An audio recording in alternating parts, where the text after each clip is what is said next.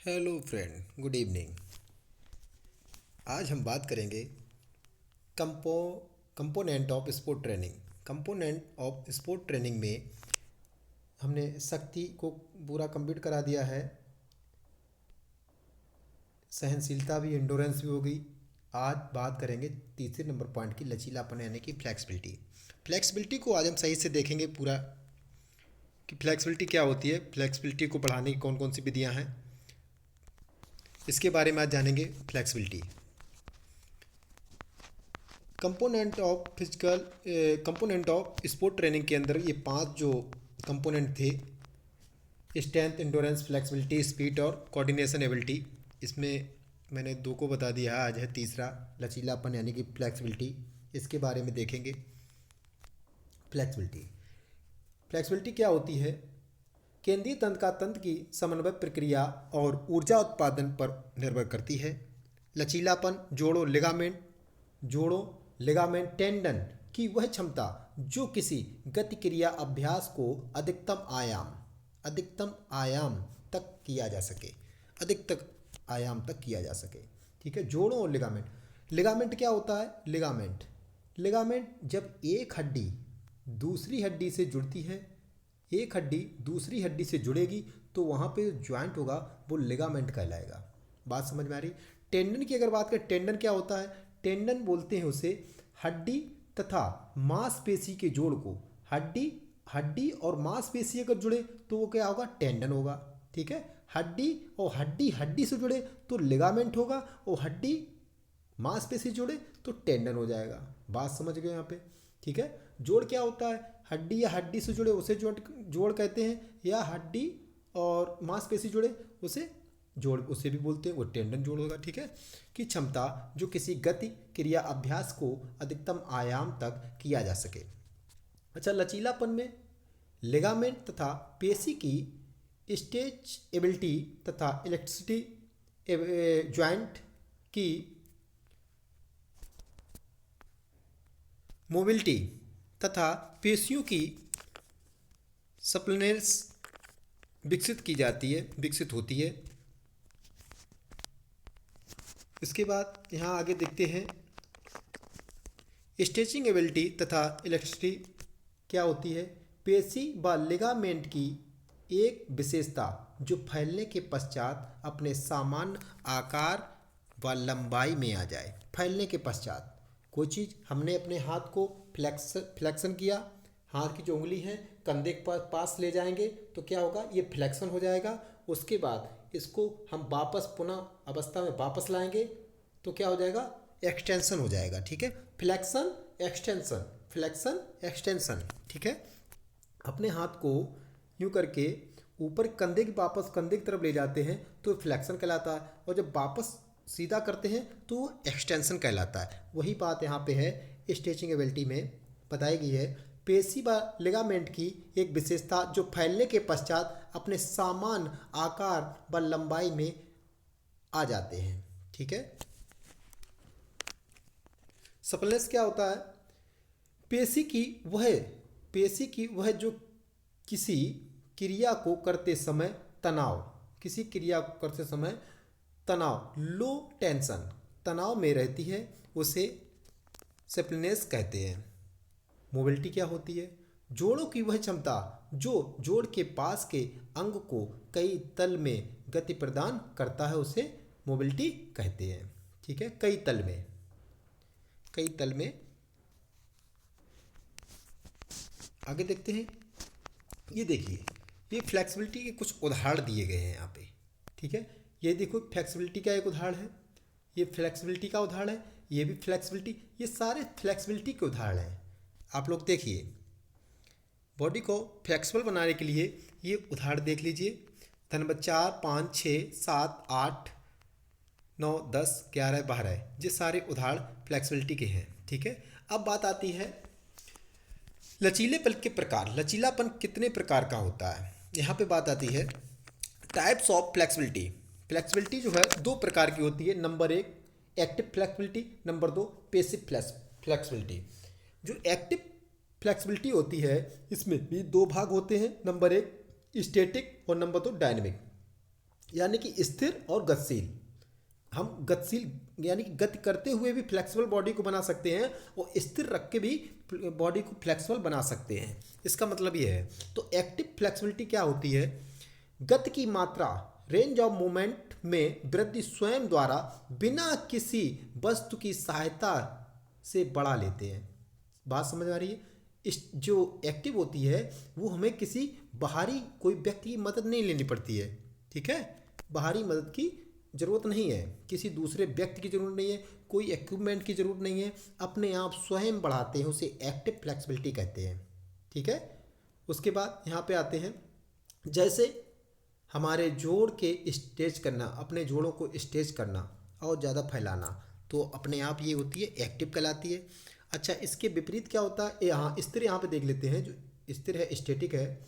स्थिर अवस्था में गति की मात्रा रेंज ऑफ मूवमेंट के वृद्धि में जो सहायता करती है, जैसे खड़े होकर, बैठकर, लेटकर स्ट्रेच करने वाले व्यायाम, सभी योगासन, ये सब स्टैटिक होते हैं, स्थिर होते हैं। ठीक है, उसके बाद डायनेमिक क्या होता है? डायनेमिक गतिशील क्या होता है? गतिशील अवस्था में गति की मात्रा, रेंज ऑफ मूवमेंट, जो वृद्धि बढ़ाने में सहायता करे, जैसे दौड़ व कूद में प्रयोग, इसका प्रयोग सभी जिम्नास्टिक मूवमेंट इसमें शामिल होते हैं। अब बात आती है पेसिव, ये वाली पेसिव।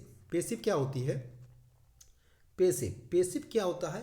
किसी दूसरे व्यक्ति की मदद लेनी पड़ती है फ्लेक्सिबिलिटी बढ़ाने के लिए, किसी दूसरे व्यक्ति की मदद लेनी पड़ती है। तो पेसिव देखिए, पेसिव में क्या, इसमें किसी की मदद, स्टैटिक में किसी की मदद नहीं लेनी होती है, ये स्वयं बढ़ाई जाती है।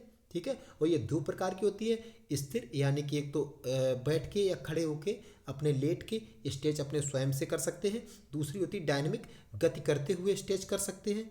ठीक है, जैसे दौड़ है, कूद है, जो लयबद्ध व्यायाम होते हैं, ठीक है, उसके द्वारा कर सकते हैं। अब बात आती है पेसिव, दूसरा पॉइंट। इसमें गति की मात्रा, रेंज ऑफ मूवमेंट में वृद्धि किसी व्यक्ति अथवा वस्तु की सहायता से बढ़ा ली जाती है। इसमें किसी की हमें मदद लेनी पड़ती है, किसी व्यक्ति की या किसी वस्तु की। देखो यहाँ पे ये लिखा, किसी व्यक्ति की या किसी वस्तु की अगर मदद लेनी पड़े तो वो पेसिव है, और अगर स्वयं करनी पड़े तो एक्टिव है। बस इतनी बात याद रखनी है। ठीक है, अगर हम फ्लेक्सिबिलिटी स्वयं बढ़ा रहे हैं तो वो एक्टिव होगी, और अगर हम किसी की मदद ले रहे हैं फ्लेक्सिबल बॉडी बनाने के लिए और फ्लेक्सिबिलिटी बढ़ाने के लिए, तो वहाँ पे पेसिव होगी। ये बात यहाँ पे याद रखनी है। बस इतनी बात यहाँ पे मोस्ट इंपॉर्टेंट रहेगी, एक्टिव और पेसिव। और एक्टिव दो प्रकार की होती है, एक स्थिर, एक गतिशील, डायनेमिक। ठीक है, आगे देखते हैं, इनके बारे में हम समझते हैं सही से। देखिए यहाँ पे देखिए, ये देखिए, ये कौन सा है? ये दूसरे, ये व्यक्ति जो है, जो ये व्यक्ति लेटा है, इसकी मदद कौन कर रहा है? ये व्यक्ति। ये जो मदद कर रहा है, ये क्या है? ये पेसिव फ्लेक्सिबिलिटी बढ़ा रहा है। ठीक है, पेसिव। अगर एक्टिव होती तो ये जो लेटा वाला व्यक्ति है अपने स्वयं से ही अपना फ्लेक्सिबल पैर करता, और किसी की अगर मदद ले रहा है तो क्या हो जाएगा? पेसिव। बस इतनी सी यहाँ से बात करनी है। ठीक है, याद रखनी है यहाँ पे बात। पेसिव फ्लेक्सिबिलिटी का उदाहरण है ये वाला पेसिव फ्लेक्सिबिलिटी का उदाहरण है। आगे देखते हैं, ये देखिए, इसमें देखिए, इसमें भी ये व्यक्ति लेटा है, और ये देखो किसी रिबन की सहायता से, मदद की सहायता से अपने पैर को और आगे तक और जोड़ को ऐसा कर रहा है, यहाँ से उठा के और अंदर तक ले जा रहा है, फ्लेक्सिबल बढ़ा रहा है किसी दूसरी बाहरी चीज़ की मदद से। ये देखो रिबन जो दिया गया है, इसकी मदद से बढ़ा रहा है, तो ये किसके अंतर्गत आएगी? Passive flexibility. बात समझ में आ गई होगी यहाँ पे, पेसिव फ्लेक्सिबिलिटी के अंतर्गत ये आएगा। ठीक है, पेसिव के अंतर्गत। यहाँ पे देखिए, अब बात आती है लचकता बढ़ाने की विधियाँ, हाउ टू डेवलप फ्लेक्सिबिलिटी। जो लचीलापन है कैसे बढ़ाएंगे हम बालकों में, इसके कौन कौन से मेथड हैं? तो ये इसके 4 मेथड होते हैं। ठीक है, नंबर 1 इसका मेथड है ballistic method, number 2 static, number 3 dynamic method, number 4 PNF. PNF most important है, कई बार परीक्षा में पीएनएफ के बारे में पूछा गया है। बैलिस्टिक भी मोस्ट इंपॉर्टेंट है, बैलिस्टिक कई बार पूछा गया है। तो ठीक है, यहाँ पे हम इन्हें अच्छे से समझेंगे, देखेंगे। तो देखिए, सबसे पहले बैलिस्टिक मेथड, स्टैटिक मेथड और डायनेमिक मेथड और पीएनएफ मेथड, 4 मेथड होते हैं फ्लेक्सिबिलिटी को बढ़ाने के लिए। 4 में सबसे पहले हम बैलिस्टिक मेथड को देते हैं। इसमें जोड़ों के कोण में वृद्धि रिदमिक, लयात्मक तथा काउंटिंग के साथ की जाती है।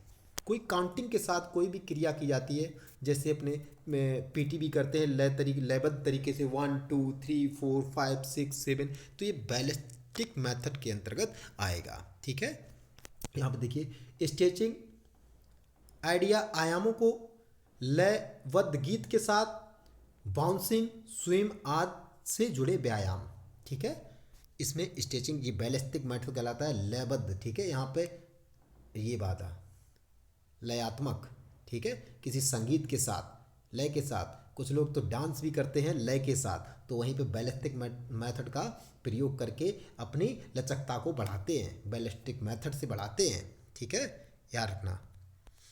आगे देखते हैं, दूसरा है स्टैटिक मेथड। इसमें क्या होता है, इसमें अपने कोण में वृद्धि अधिकतम मैक्सिमम सीमा तक करके उसे कुछ समय के लिए होल्ड रोक कर रखते हैं, वो स्टैटिक मेथड कहलाएगा। इसमें क्या होता है, कोई भी है अपने स्वयं कर रहे हैं और स्वयं करते अपने जो फ्लेक्सिबल, जब ने दोनों पैर को ऊपर उठाया और उसे थोड़ी देर होल्ड पे रखेंगे, वो स्टैटिक होगा, स्थिर होगा। ठीक है, यहाँ पे बात समझ में आ गई होगी। आगे देखते हैं डायनेमिक। डायनेमिक मेथड जो है, इसका डायनेमिक मेथड है, इसमें जोड़ों के कोण में वृद्धि गति के साथ किया जाता है। इस प्रकार की लचकता में एक समान गति मोशन के साथ ताना जाता है, गति के साथ ताना जाता है। ठीक है, यहाँ पे ये बात याद रखनी है, डायनेमिक गति भी करते रहें और लचकता भी बढ़ती रहे। ठीक है, इसके बाद मोस्ट इंपॉर्टेंट है पीएनएफ। पीएनएफ क्या होता है, पीएनएफ की जो फुल फॉर्म है, कई बार परीक्षा में पूछिए, पीएनएफ की फुल फॉर्म बताइए। प्रोप्रियोसेटिव न्यूरोमस्कुलर फैसिलिटेशन, इसकी जो फुल फॉर्म है इसे याद कर लेना। पीएनएफ की फुल फॉर्म प्रोप्रियोसेटिव न्यूरोमस्कुलर फैसिलिटेशन। ठीक है, इसे याद कर लेना। लचकता बढ़ाने की सर्वोत्तम विधि, क्वेश्चन पूछा गया है, लचकता बढ़ाने की सबसे अच्छी विधि कौन सी है, पीएनएफ मेथड। याद रखना, पीएनएफ मेथड। अधिकतम लचकता 180 अंश तक होती है। अधिकतम लचकता कितनी होती है, 180 अंश। कोई भी बालक है वो ऐसे करके अपने पैर फैला के बैठता है तो कितने, ये लाइन जो होती है 180 अंश की होती है। कितनी होती है, 180 अंश की। ये इसकी पूर्ण हो जाती है जब बैठ जाता है, पूरी तरीके से बैठ जाता है अपने दोनों पैर फैला के, तो वो कितना, 180 अंश। अब इससे ज़्यादा नहीं ऊपर कर सकता। ठीक है, 180 तक पूर्ण अंश होता है। ठीक है, आगे देखते हैं। उच्च स्तर के खिलाड़ी द्वारा लचीलापन हासिल करने में, इसमें अधिकतम पेशी शिथिलन हासिल करने के एक प्रयास में इसे खींचने से पहले पेशी संकुचन का प्रयोग शामिल होता है, ताकि पेशी को अधिक से अधिक शिथिल किया जा सके। यह पेशी के रिसेप्टर ऑर्गन में तथा गतिविधियों की रेंज को बढ़ाने में सहायता करती है। ये बहुत इंपॉर्टेंट है पीएनएफ, यहाँ पे पीएनएफ वाला बहुत इंपॉर्टेंट रहेगा। पीएनएफ की फुल फॉर्म, और पीएनएफ सबसे अच्छी विधि है किसकी, लचकता बढ़ाने में, फ्लेक्सिबिलिटी बढ़ाने में। ठीक है, पीएनएफ मेथड। और हमने बताया है एक पैसिव एक्टिव फ्लेक्सिबिलिटी और एक्टिव फ्लेक्सिबिलिटी। ठीक है, दो प्रकार की फ्लेक्सिबिलिटी होती है। आगे देखते हैं, ये देखिए, ये है डायनेमिक, ये है स्टैटिक। अब देखिए, ये जो लड़की है ये स्टैटिक है। कैसे, अपने स्वयं से बढ़ा रही है, वो एक जगह स्थिर होकर कर रही है, अपनी लचकता बढ़ा रही है, पैर को पकड़ के और सर को घुटने से ले जा रही है, नीचे की तरफ ले जा रही है, ये फ्लेक्सिबल। ठीक है, इसकी फ्लेक्सिबिलिटी बढ़े। और ये वाले जो देखते हैं, ये लड़की जो है, ये एक लयबद्ध तरीके से चल रही है, डायनेमिक यानी कि गति भी कर रही है और फ्लेक्सिबिलिटी भी बढ़ा रही है। ठीक है, ये वाली डायनेमिक है और ये स्टैटिक है। इसे देख लीजिए, ये एक पैर नीचे जाएगा, एक ऊपर जाएगा, एक हाथ ऊपर जाएगा, ऐसे चलता रहेगा, क्रमबद्ध तरीके से चलता रहेगा। और ये म्यूजिक के साथ भी कर सकते हैं, कोई म्यूजिक बज रहा है तो भी कर सकते हैं इसे। ठीक है, इस वाले को। तो ये फ्लेक्सिबिलिटी बढ़ाने की कुछ विधियाँ थी। आगे देखिए, ये कौन सा है, ये पैसिव फ्लेक्सिबिलिटी का उदाहरण है। पैसिव, किसी बाहरी मदद की सहायता से फ्लेक्सिबिलिटी को बढ़ाना। ठीक है, ये पैसिव का उदाहरण है। तो हमने ये देख लिया फ्लेक्सिबिलिटी कितने प्रकार की होती है? फ्लेक्सिबिलिटी बढ़ाने की 4 विधियां हैं और फ्लेक्सिबिलिटी 2 प्रकार की होती है, ठीक है, एक्टिव और पेसिव, ठीक है। एक्टिव फ्लेक्सिबिलिटी और पेसिव एक्टिव फ्लेक्सिबिलिटी 2 प्रकार की होती है, स्टैटिक और डायनेमिक, ठीक है, स्टैटिक और डायनेमिक। अच्छे से देख लीजिए, ये सारे सब फ्लेक्सिबिलिटी के उदाहरण दिए गए हैं, फ्लेक्सिबिलिटी बढ़ाने के लिए वर्कआउट हैं, इसे देख लेना। Thank you.